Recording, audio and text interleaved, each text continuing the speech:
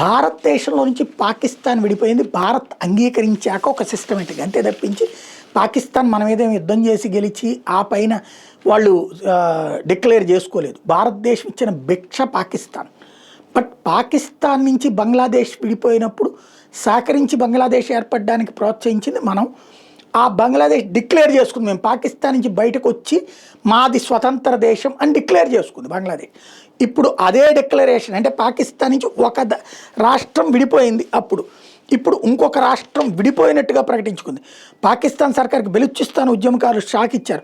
పాకిస్తాన్ నుంచి వేరుపడేందుకు దశాబ్దాలుగా పోరాడుతున్న ఉద్యమకారులు బలూచిస్తాన్ స్వతంత్ర దేశంగా రిపబ్లిక్ ఆఫ్ బలూచిస్తాన్గా ప్రకటించుకుంటూ అధికారిక ప్రకటన విడుదల చేశారు. బలూచిస్తాన్లోని 85% భూభాగం తమలగాల ఆధీనంలో ఉందని తేల్చి చెప్పారు. మా చుకైన్ బలోచిని పేరుతో జాతీయ గీతాన్ని కూడా ప్రిపేర్ చేశారు. జాతీయ పతాకాన్ని కూడా ఆవిష్కరించేశారు. దేశ కరెన్సీగా బలోచి ఫాలస్ని ఖరారు చేసుకున్నారు. తమ భూభాగంలోని బంగారం, రాగి గనులు, 150కి పైగా గ్యాస్ క్షేత్రాలు, 1200 బొగ్గు గనుల మీద తమ నియంత్రణే కొనసాగుతుందన్నారు. భారీ యుద్ధ విమానాలు, హెలికాప్టర్లు, ట్యాంకులు, మిస్సైలు లేకపోవచ్చు, కానీ 5 లక్షల మందితో కూడిన సైన్యం, నావికాదళం, వాయుబలగాలతో కూడా మా ప్రాంతం నుంచి పాకిస్తాన్ దళాన్ని ఏడాది చివరికల్లా తరిమి కొడతాం అని ప్రకటించింది. తమను స్వతంత్ర దేశంగా గుర్తించాలని అంతర్జాతీయ సమాజానికి విజ్ఞప్తి చేసింది.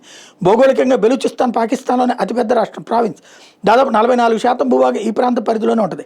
ఒకవైపు ఇరాన్, మరోవైపు ఆఫ్ఘనిస్తాన్ సరిహద్దులతో వ్యూహాత్మకంగా చాలా కీలకమైంది. బంగారం, రాగితో పాటు సహజవాయు వనరులు సమృద్ధిగా కలిగిన ప్రాంతమైంది. అయినా దశాబ్దాలుగా అక్కడ ప్రజలు పేదరికాన్ని అనుభవిస్తున్నారు. 1947లో భారతదేశ విభజన నాటికి బలూచిస్తాన్లో కనాట్ అనే స్వతంత్ర రాజ్యం ఉండేది. దాన్ని 1948లో పాకిస్తాన్ ఆక్రమించుకుని లాక్కుంది. ఇప్పుడు వాళ్ళు ప్రకటించుకున్నారు. అమెరికా సపోర్ట్ కనుక ఉంటే, ఎందుకంటే ఈ గనులు మీద కన్ను ఉంటుంది అమెరికాకి, ఇప్పటిదాకా అమెరికానే వాళ్ళకి ఇస్తుంది నిధులు అన్నటువంటి ప్రచారం కూడా ఉంది. సపోర్ట్ కనుక ఉంటే పాకిస్తాన్కి చొక్కలే.